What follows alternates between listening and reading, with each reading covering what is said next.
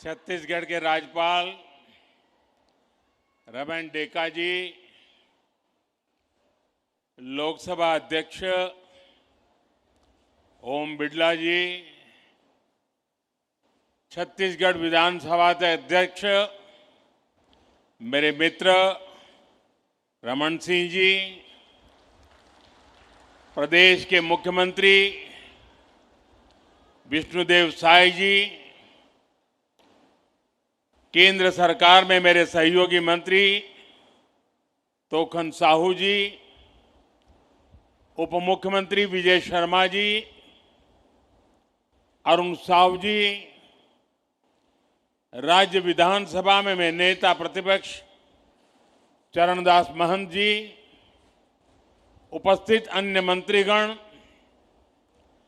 जनप्रतिनिधिगण और मौजूद देवी और सज्जनों,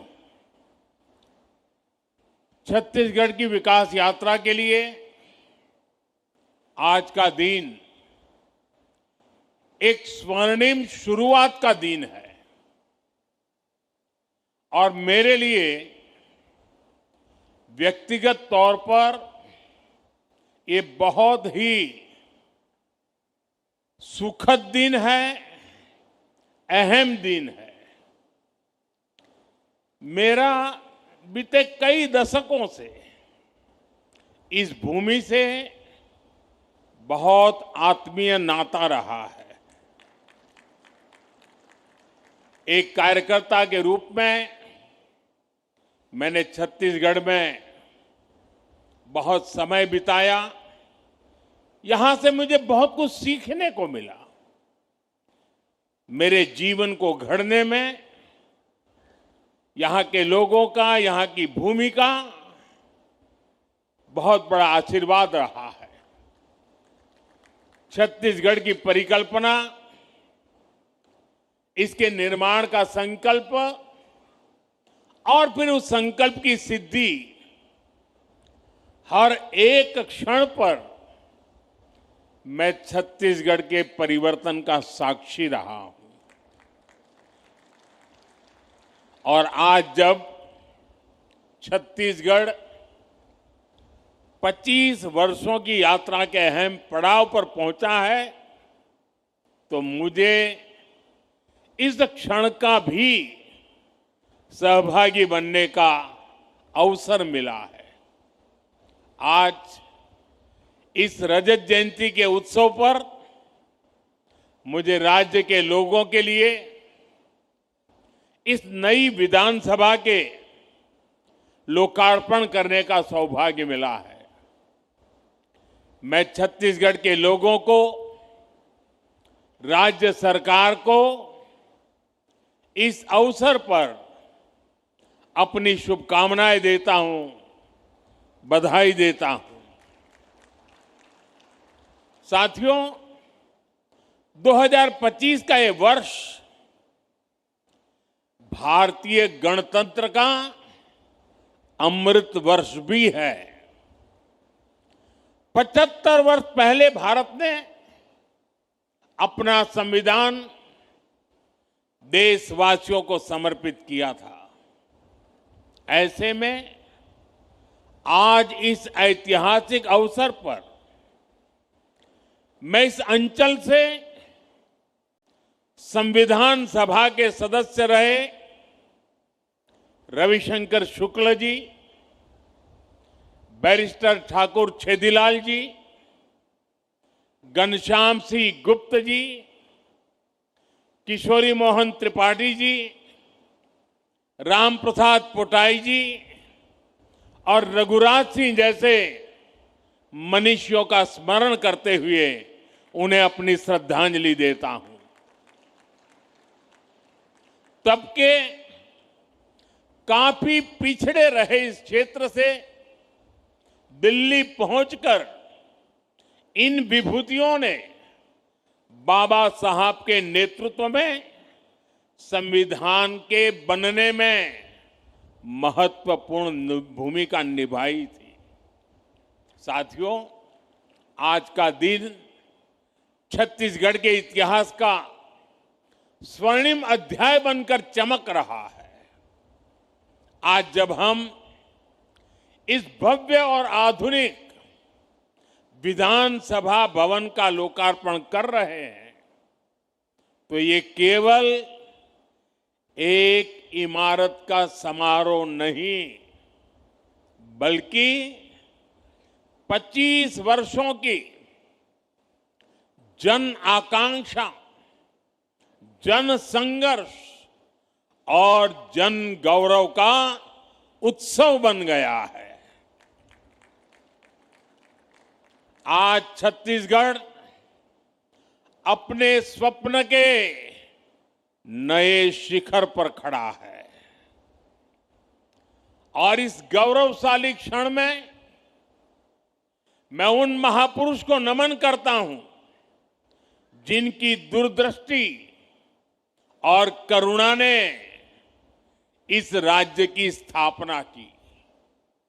वो महापुरुष हैं भारत रत्न श्रद्धेय अटल बिहारी वाजपेयी जी।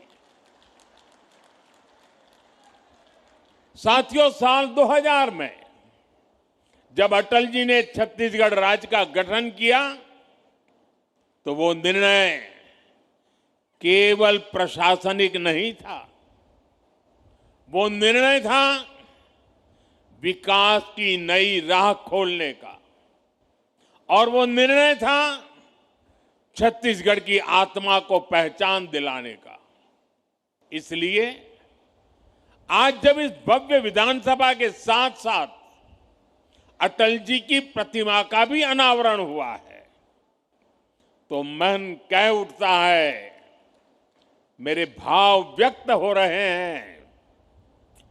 अटल जी जहां भी हो, अटल जी देखिए आपका सपना साकार हो रहा है।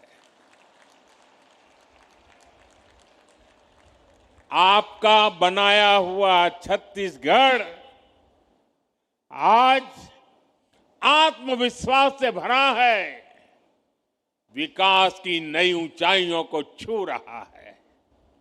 साथियों, छत्तीसगढ़ विधानसभा का इतिहास अपने आप में प्रेरणा स्रोत है। 2000 में जब इस सुंदर राज्य की स्थापना हुई तो पहली विधानसभा की बैठक राजकुमार कॉलेज रायपुर के जसपुर हॉल में हुई थी। वो समय सीमित संसाधनों का तो था लेकिन असीम सपनों का था।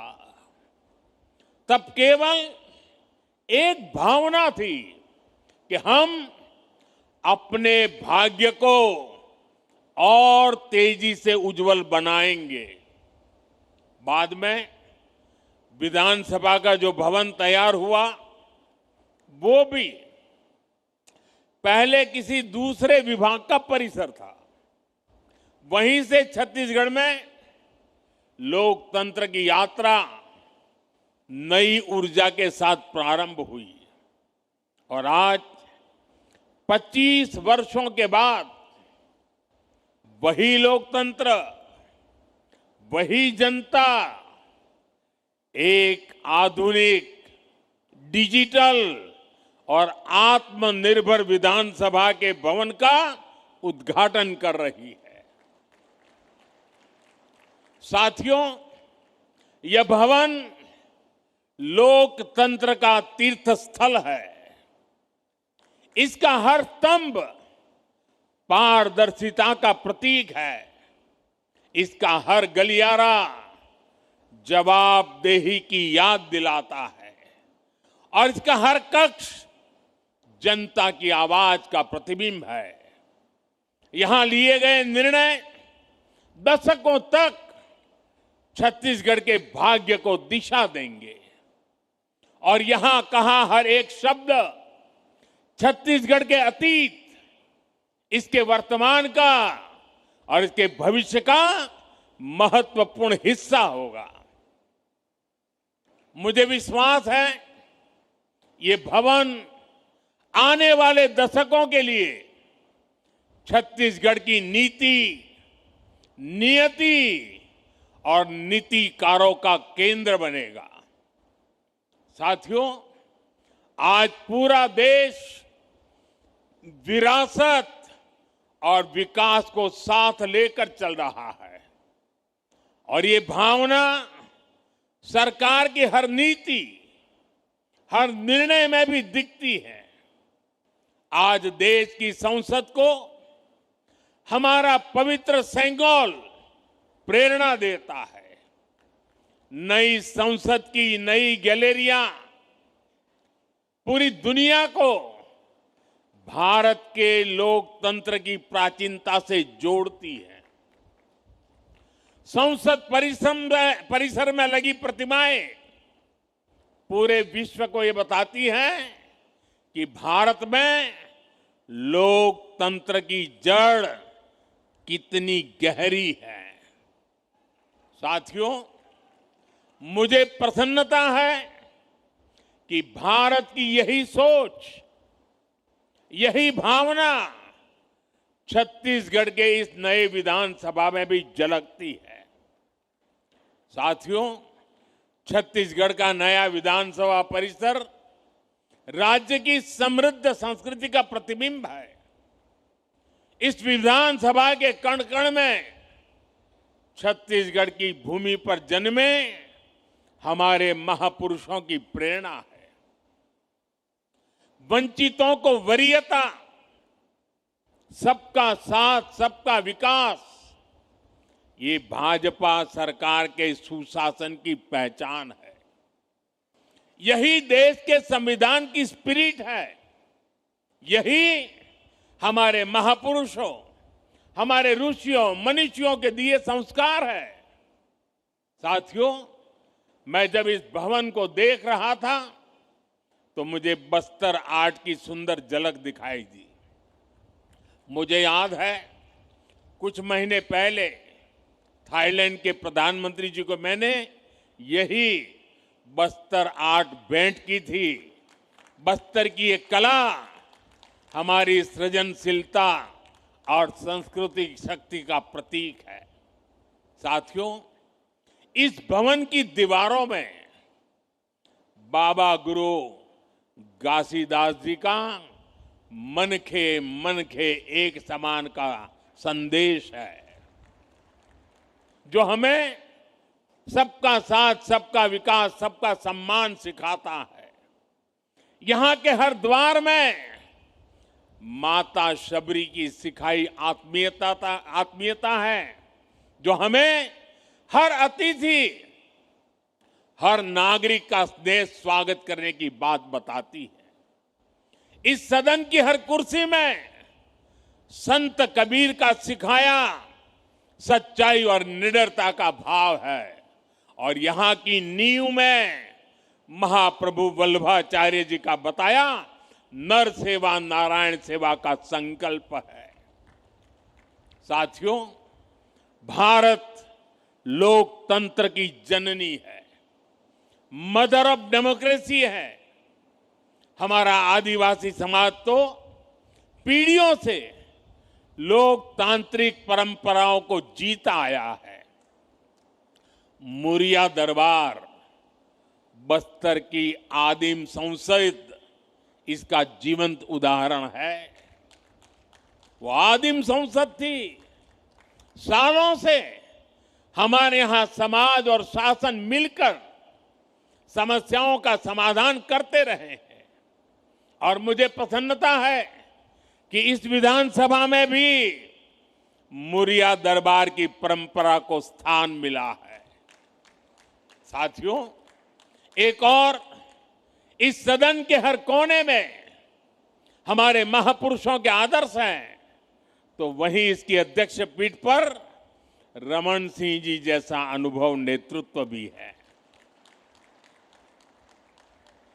रमन जी इस बात का बहुत बड़ा उदाहरण है कि एक कार्यकर्ता अपने परिश्रम से, अपने समर्पण भाव से लोकतांत्रिक व्यवस्था को कितना सशक्त बना सकता है। साथियों, क्रिकेट में तो देखते हैं कि जो कभी कैप्टन रहता है वो कभी टीम में खिलाड़ी बनकर के भी खेलता है, लेकिन राजनीति में ऐसा देखने को नहीं मिलता है। ये उदाहरण रमन सिंह जी दे सकते हैं कि जो कभी कैप्टन हुआ करते थे वो आज सच्चे स्पिरिट से कार्यकर्ता के छत्तीसगढ़ की सेवा के लिए समर्पित, हर कार्यकर्ता के लिए प्रेरणा के रूप में कार्य कर रहे हैं। साथियों,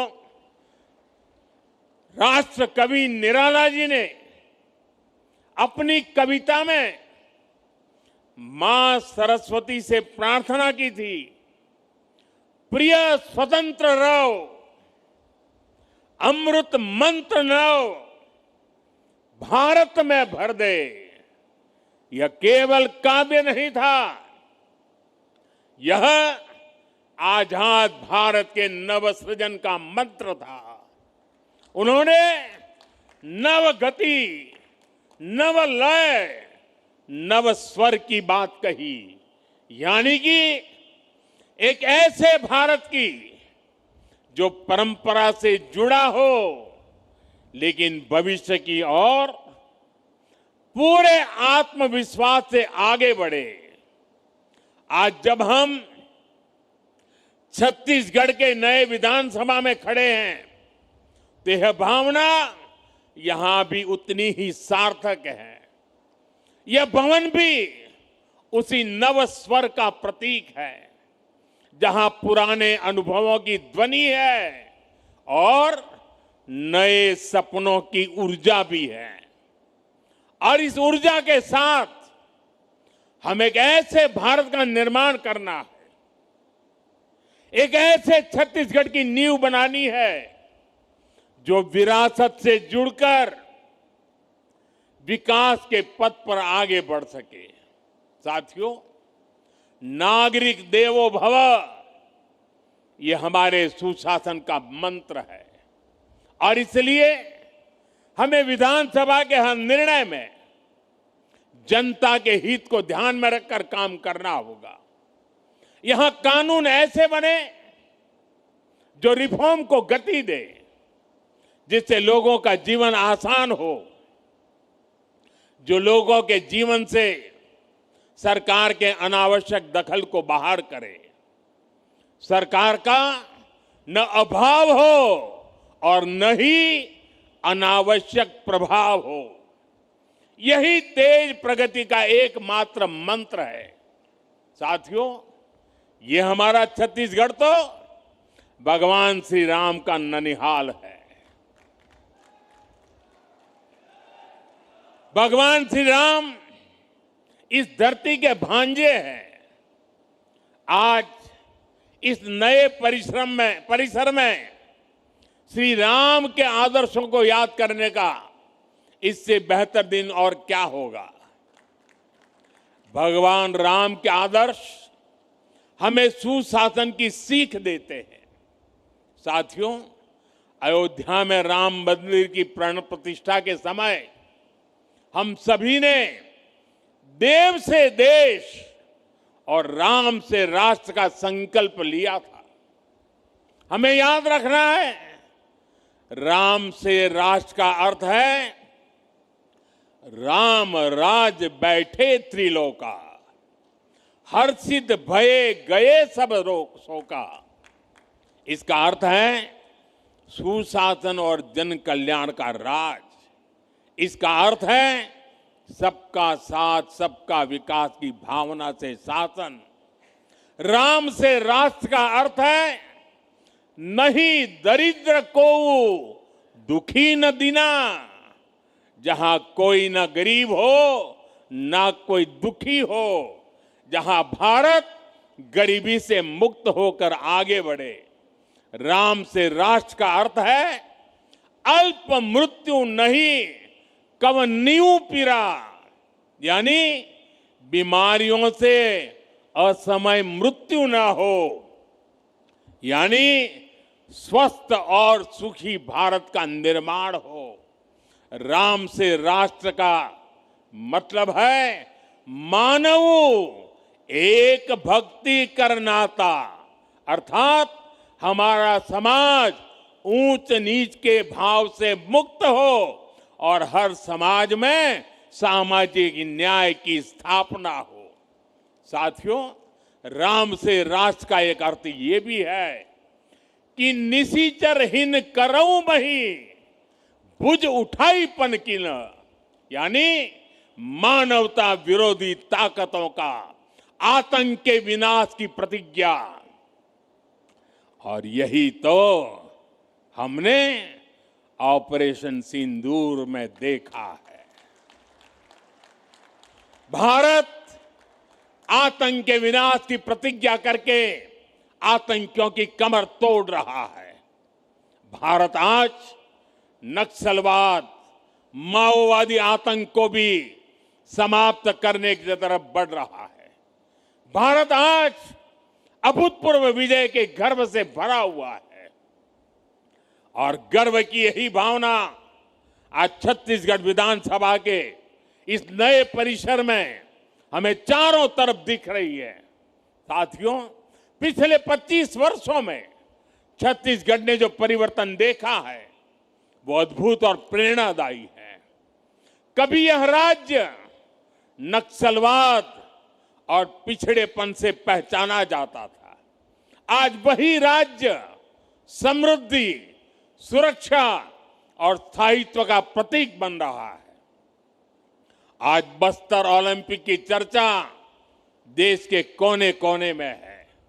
नक्सल प्रभावित क्षेत्रों में आज विकास की लहर और सुकून की मुस्कान लौट आई है और इस परिवर्तन के पीछे है छत्तीसगढ़ की जनता का परिश्रम और भाजपा सरकारों का दूरदर्शी नेतृत्व। साथियों, छत्तीसगढ़ के रजत जयंती समारोह का उत्सव अब एक बड़े लक्ष्य का आरंभ बिंदु बनने जा रहा है। 2047 तक, 2047 तक जब भारत अपनी आजादी के 100 साल मनाएगा, हमें विकसित भारत निर्माण के जो लक्ष्य तय किए हैं उसमें छत्तीसगढ़ की भूमिका बहुत बड़ी होने वाली है। और इसलिए मैं उपस्थित सभी साथियों से भी कहूंगा, सभी जनप्रतिनिधियों से कहूंगा कि आप एक ऐसी व्यवस्था का निर्माण करिए, एक ऐसी विधानसभा का उदाहरण बनाइए जो विकसित भारत के हर राज्य को कुछ नया करने के लिए प्रेरित करे। यहां होने वाले संवादों में, यहां पूछे जाने वाले प्रश्नों में, सदन में होने वाली कार्यवाही में, सब में एक श्रेष्ठता लाने का प्रयास हो और हम जो भी करें, जिस भी रूप में करें, सबका लक्ष्य विकसित छत्तीसगढ़, विकसित भारत का निर्माण हो।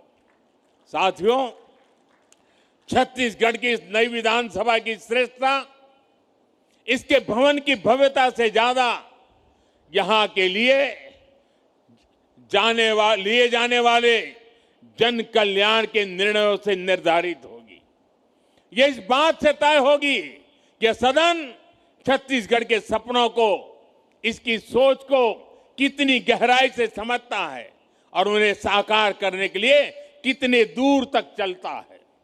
हमारा हर निर्णय ऐसा होना चाहिए जो किसान की मेहनत को सम्मान दे, युवा के सपनों को दिशा दे, नारी शक्ति के जीवन में नई आशा की किरण लेकर आए और समाज में अंत्योदय का माध्यम बने।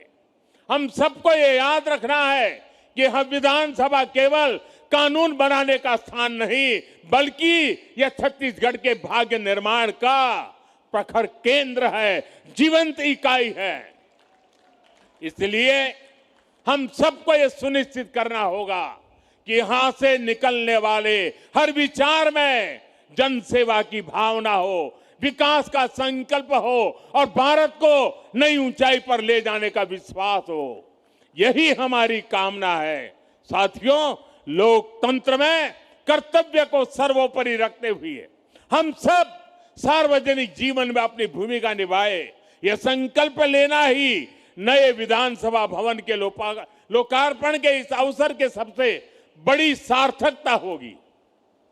आइए इस परिसर से हम सभी भारतीय गणतंत्र के इस अमृत वर्ष में यह संकल्प लेकर जाएं कि जनता जनार्दन की सेवा को ही अपने जीवन का ध्येय बनाएंगे।